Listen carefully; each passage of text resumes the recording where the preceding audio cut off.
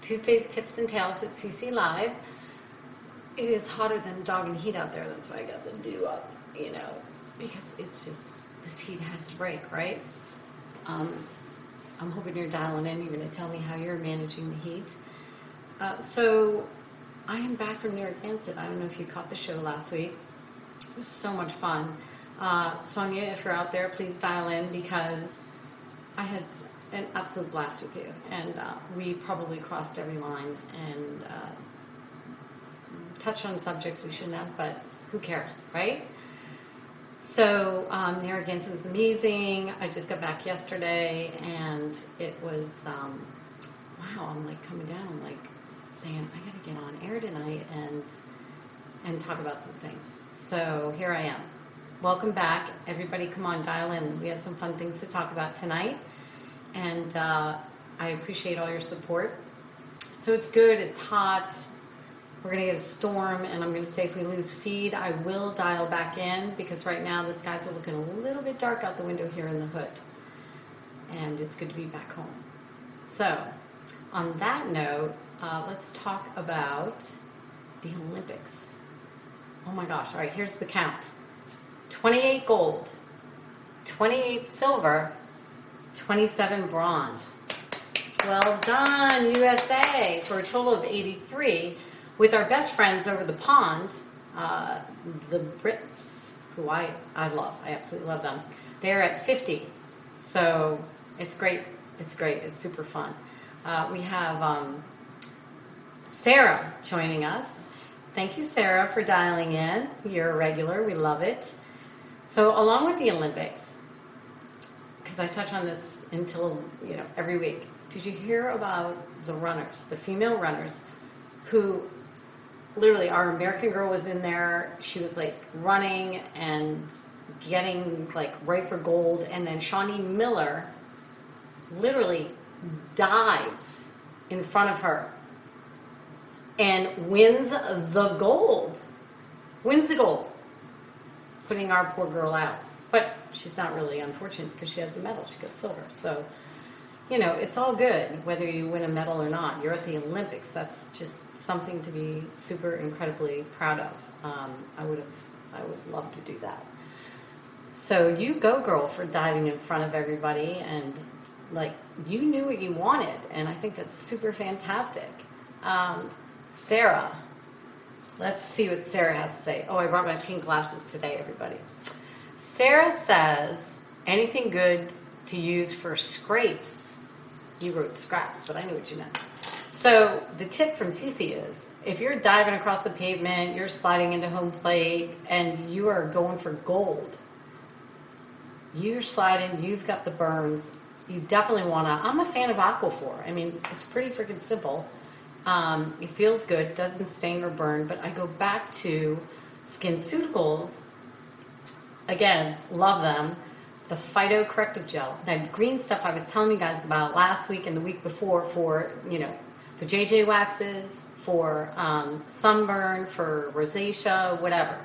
Super fantastic. But if you've got serious, road burn, if it's that bad, you should probably go to the emergency room. But I'm a fan of Aquaphor, and more so than that, the freaking coconut oil I keep telling you guys about. It is fantastic. It's natural. You get the organic. I go to Whole Foods. I pick it up. You can put it everywhere. I've told you guys that. Everywhere. Everywhere. There, here, and everywhere. So that's what we do for scrapes, Sarah. Speaking of that Olympic chick, yeah, I know. She is absolutely amazing. So cheers to you. I'm glad you dove over that line because you probably did something that no one else does, because they teach you to actually spring forward. You push your body forward. She went in for a serious muff dive. I mean, boom, down, downtown, took it down, had to wait to get the results, which is, how nervous are you? You're like, I just dove, I just ripped every ounce of my skin off my knees and my legs. She got the gold. Cheers to you. You go, girl.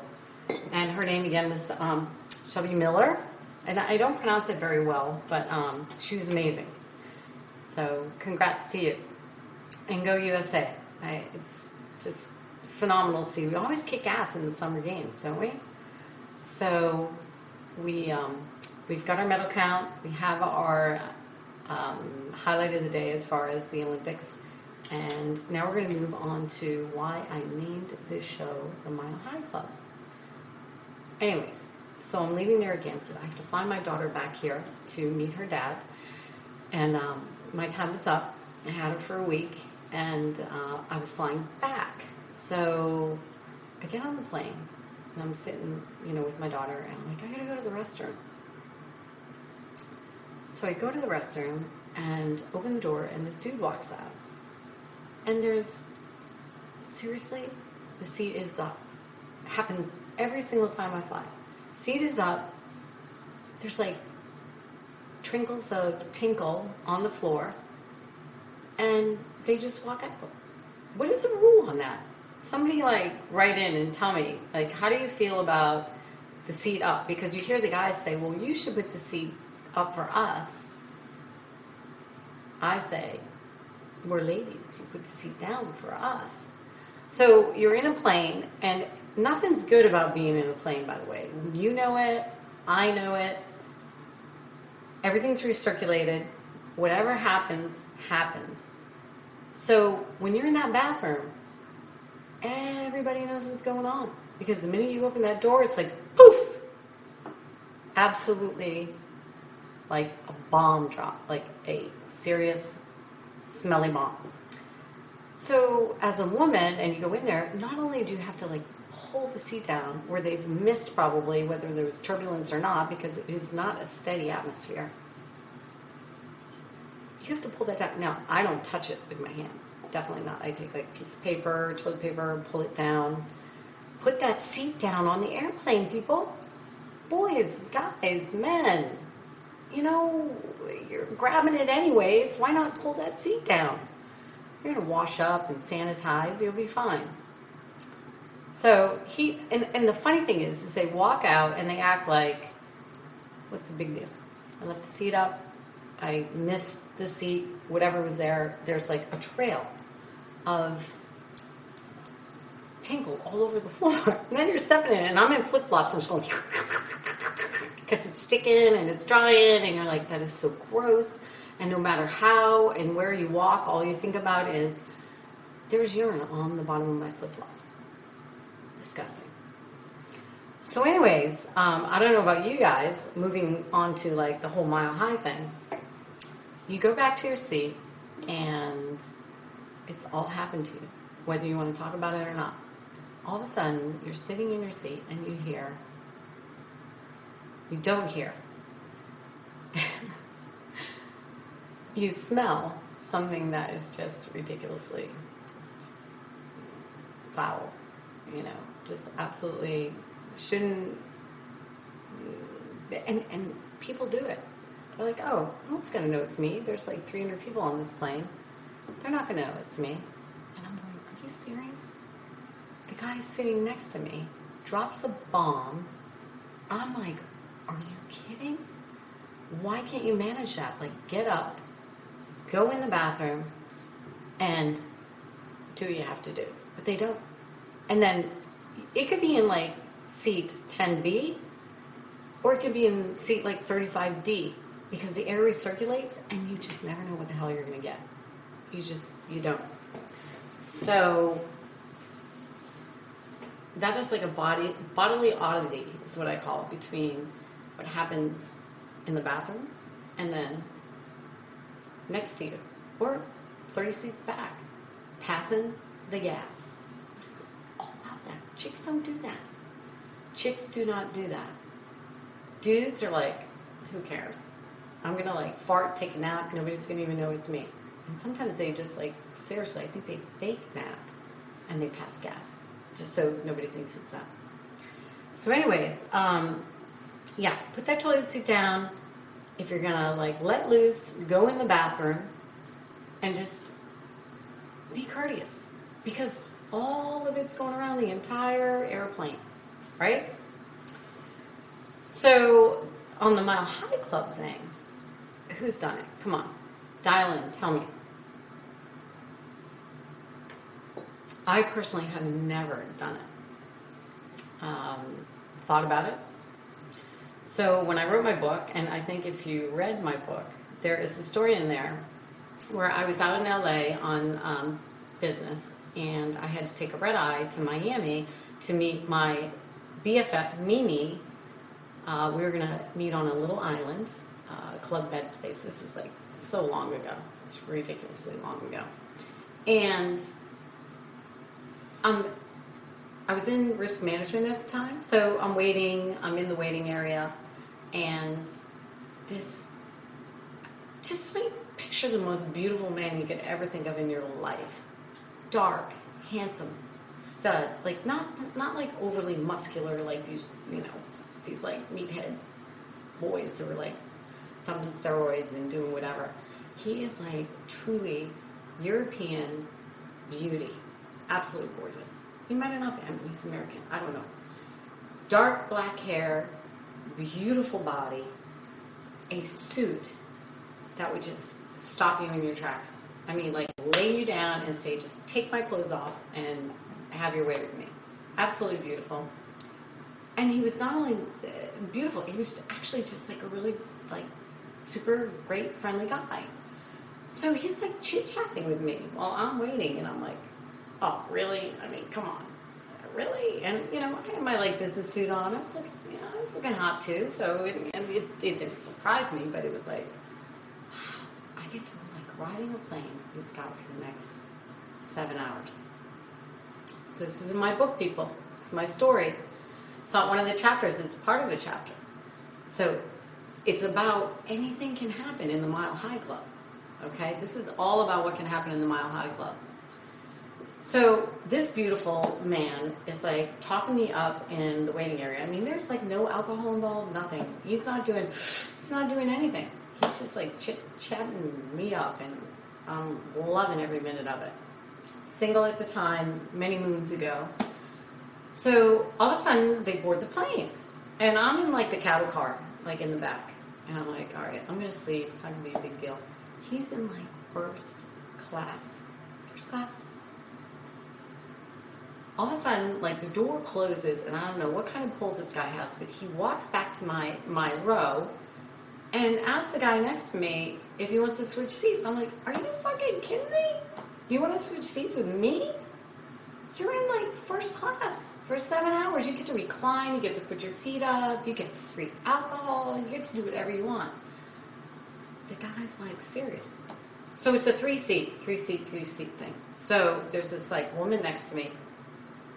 I'm in the middle, and then this big hunka man walks in front of me, switches seats, and like his ass is like right there, and I just like want to bite it because I'm like feeling. I'm thinking this guy lives in Miami. I'm guessing he's like rocking some kind of work. He is perfection, and I'm like, screw Club Med. I'm gonna hang out with this guy all weekend. So he sits down next to me, and he's like all chitty-chatty, and I'm going, God, I just like struck gold. Are you kidding me? So we're talking. They put that lights down, you have a little snack, because you only get a snack in coach, because you're screwed. Because if you're in first, you get like filet and lobster. So you get a little snack, a little pop. So we're back. I don't know why that happens every week, but go live, Facebook. You just never know what's going to happen. So anyways, we're talking about the story in my book, that like anything can happen. Happy endings are everywhere. Happy endings are everywhere. We're talking about how I got on this plane. I was on my way from LA to Club Med, and I met like this exotic, beautiful, very successful man, and he was in first class, gave up his seat, sat down next to me, and the lights go down. And we're like talking, and he's like friendly and like snuggly wuggly. He grabs like a blanket, gives me a little kissy poo. And again, this is like, this is a long time ago. I was single, it was fine. It was like, I was in the corporate world before I wrote this book. And, he walked by me. I wanted to bite his ass because it was like tight. It was so cute. And he sits down. He's like the perfect gentleman, absolutely sophisticated. I'm guessing that suit is handmade from somewhere in Italy. And he gives up his first class seat to sit next to me. So we have a glass of wine, we get our snack, because that's all you get. You get like a cracker when you're in coach. And then he grabs the blanket. We're on the red eye, going to Miami from LA. Puts the blanket over us, right? All of a sudden, he grabs my hand. And he puts it on his, junk. And I'm like, are you fucking kidding me? Because I was a professional, I'm in a suit, I'm not like looking like I'm hookerish or anything. I said, are you fucking kidding me? That is exactly what I said to him. I said, I'm not that kind of girl, and I'm not. I have a dirty mind, and I have no filter, but there's no way I'm giving this guy a happy ending on this plane. So, and by the way, there was good stuff down there. He got pissed off, and he got up, and he left the seat, and he went into the bathroom. And I'm like, oh shit. I have like 4.5 hours left to like ride with this guy in the sky. What am I going to do? He can't go back to first class at this point. The plane is completely packed. So, he's in there for like forever. He's like in the bathroom forever. Comes out and he's like got this smile on his face. I'm going, are you fucking kidding me? Did he just like take care of himself in there? And like good for him if he did. That's called like a self-induced mile high club, right? I should have thought of that. That would be a great idea. So anyways, he walked back and he had to like climb over the woman next to me, climb over me, gave me the dirty look, and then he sat down and like crashed. And then the worst part of it was, is you wake up in the morning and you're on a red eye. Nobody looks good after a red eye. Nobody. I mean, you don't sleep. Most people drink. Everybody's hungover. It's just not good. I think I slept like 3 hours. Regardless, the man looked amazing. And I thought maybe he'd be like, hey, don't worry about it. You know, we'll like come over to my place in Miami, and we'll like hang out. No, didn't happen, which is fine with me. But the funny thing is he totally gave up his first class seat to sit next to me. I'm thinking, all right, that's awesome. That's like kudos to me. But long story short, he like was not a happy camper because when he got up and we like disembarked, he was a doggy with his little tail between his legs, you know. And I'm like, looking at him, going, really? Do I really look like a girl that would like give you a happy ending on a plane? Please, at least take me out to dinner in Miami and get me liquored up. Ha ha, I'm kidding. Anyway, so that is a little piece of my book, happy ending chapter, a little story, and definitely more detail than a little more detail than in the book, but super fun. Anyways, so the planes, being up in the sky. For those of you that travel, you have those short flights, right? So I'm on a short flight from Philly to Boston, and I had just like the worst day ever. Like it just. You know, not worst day in the sense of a lot of people have much more pressing bad days than I do. But we all have our shit and we all have our stress. And I had a lot of stress and a lot of shit. And I'm like, just get me on this plane and like, it's 5 o'clock and let's have a cocktail. They don't freaking serve alcohol in those hour routes. They serve zero, nothing, the big donut. It's like, can we get you a water? Or a Coca-Cola, and here's a bag of chips. Like, are you fucking kidding me? All the people on the plane are business people. They've obviously had like either a tough day, a tough work, or they're commuting. They need a cocktail. And God forbid you go bump, bump, bump in the plane, which is like nothing. Then they shut the whole service down.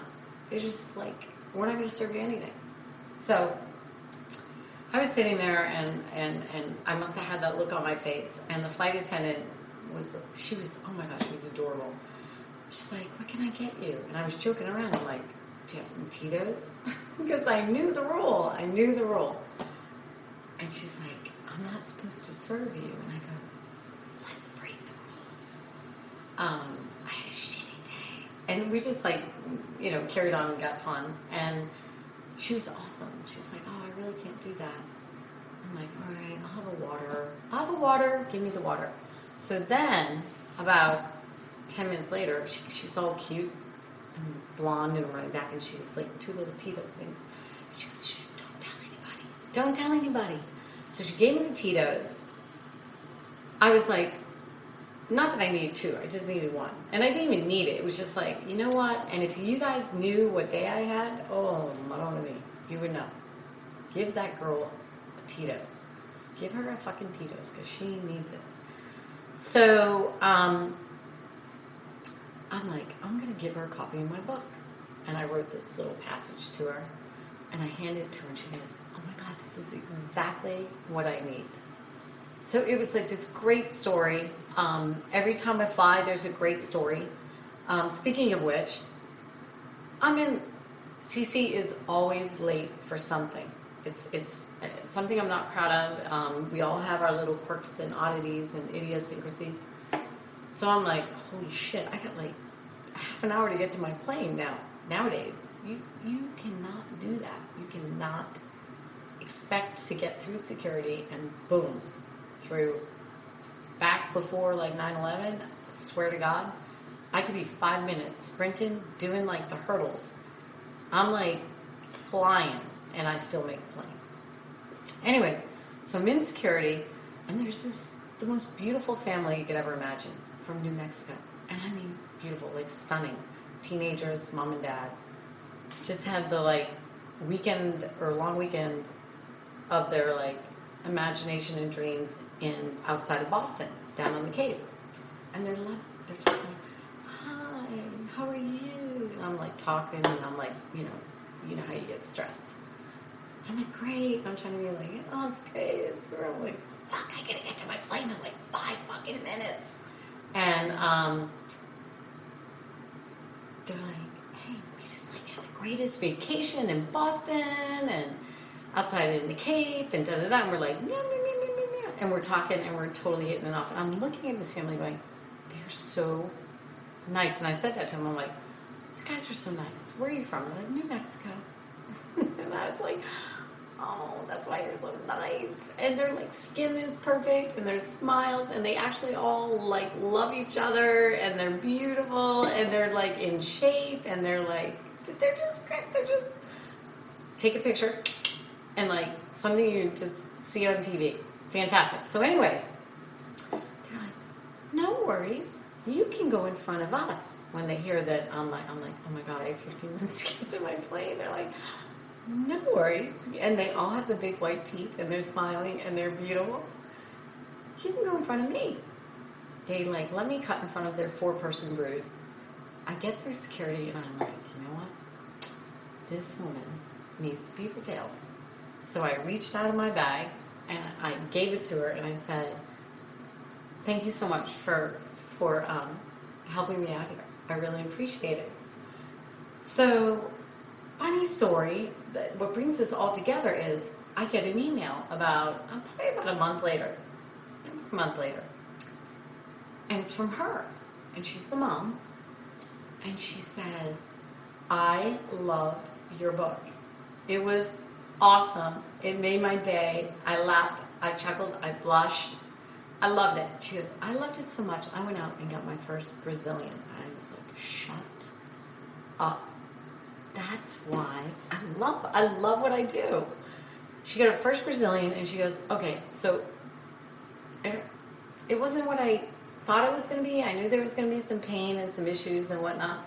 She goes, but I loved it. I felt so liberated. Thank you, Cece, for giving me the book, making me laugh, and for the Brazilian. So Cheers to you if you're watching. I'm so glad. Keep writing to me. I would love to hear more. So, if you watched the show last week, we had a guest, my friend Sonia, who I talked about earlier, and I had spent some time on the beach in Narragansett. And if you read my blog, and you should if you haven't, I talked about how I woke up from a nap and what I saw. And I'm going to just show you a picture again of it because I showed it last week. So you wake up from a nap, you're on the beach, and you're thinking, you know, what could I possibly see that would rattle me or make me grossed out or shock? I'm just going to say, not shock for me, but shock for most people. So last week I showed a picture of this guy. Check it out. Can you see it? Wait, hold on. Oh yeah, there he is. All studly-like. All right, so I get a email from the landlord of the place I stayed at. Jen, again, love the house. Love it. Thank you. It was beautiful. She goes, Jackie, that is like a local. And I touched on this last week because someone else told me that's a local. This dude loves to strut his turf and his package and his sparkly banana hammock up and down Narragansett Beach every day. And he's like an icon.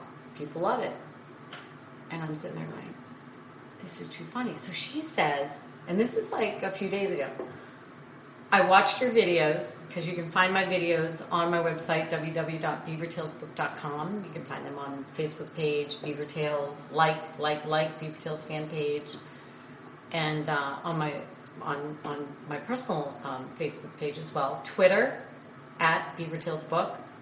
So anyways, she watches the video and goes, oh my God, that's our guy, our local guy. And he does that shit all the time. And she's like, you're killing me. You're so funny.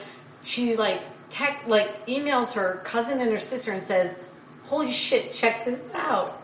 This is our local guy who does this every single week, every single day.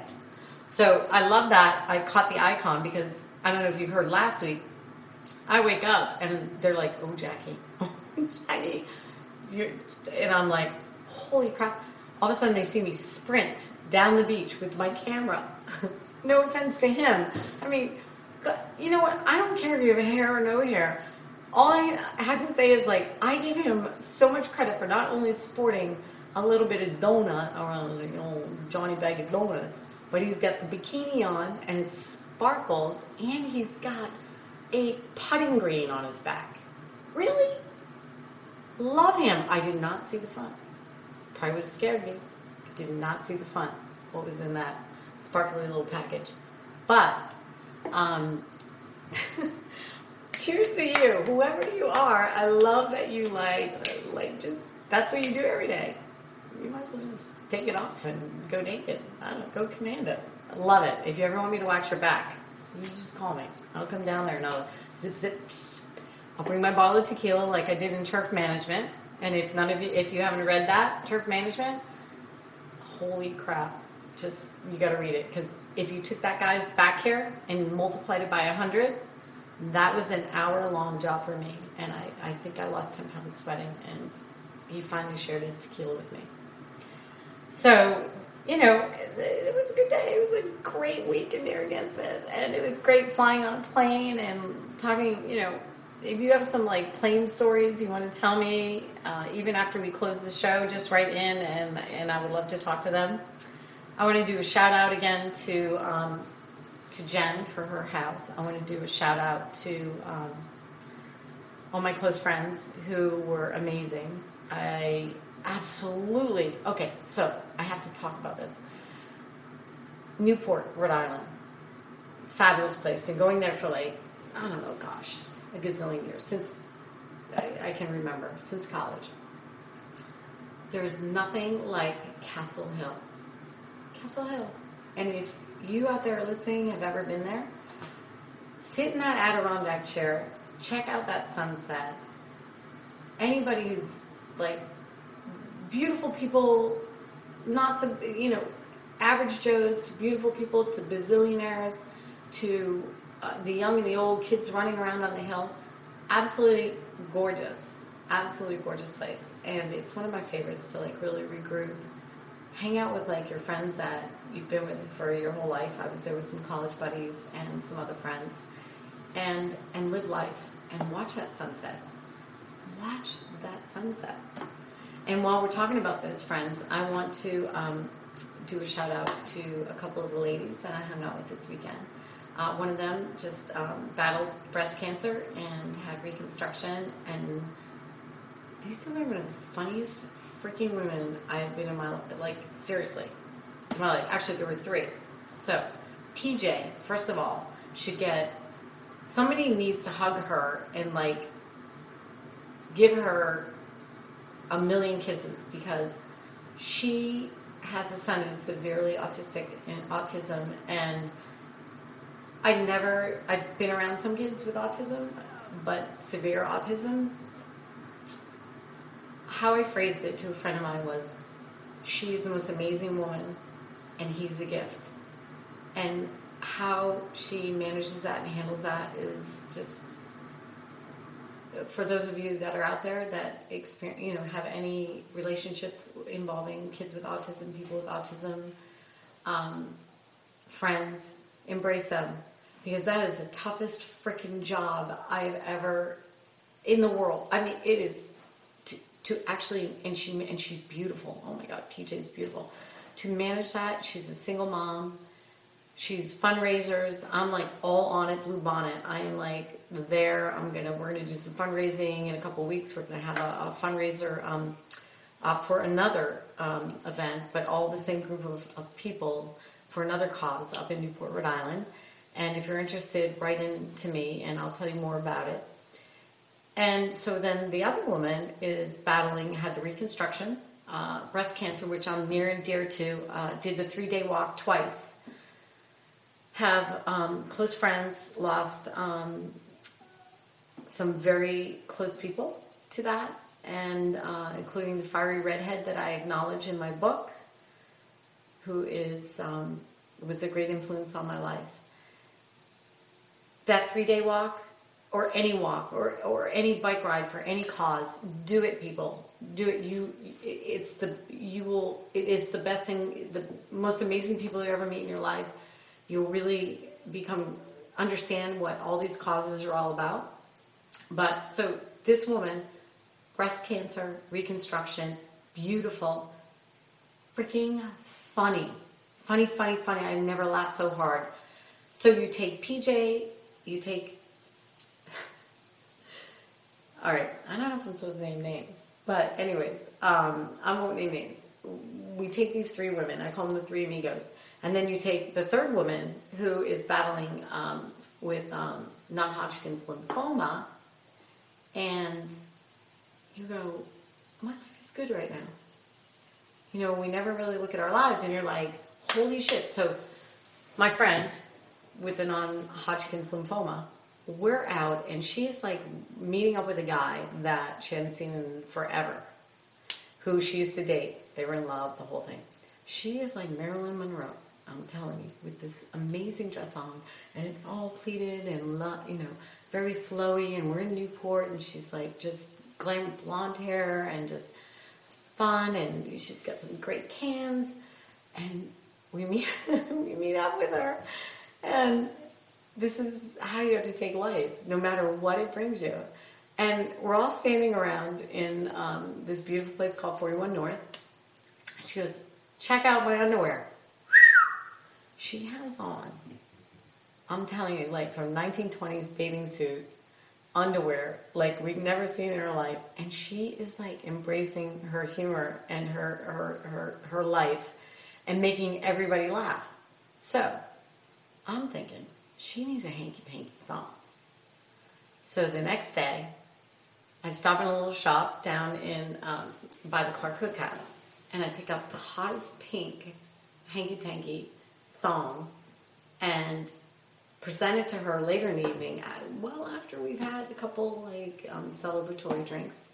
And she just drops her drawers and puts that thing on in front of us, and I go, why can't everybody just like have this sense of humor and like embrace life and like drop your drawers, take those big girl panties off, but put on the other ones that are still big girl panties, but they're pink, they're hot, and they're hanky-pankies.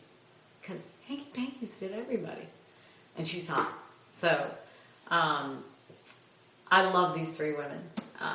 You really absolutely made my weekend. I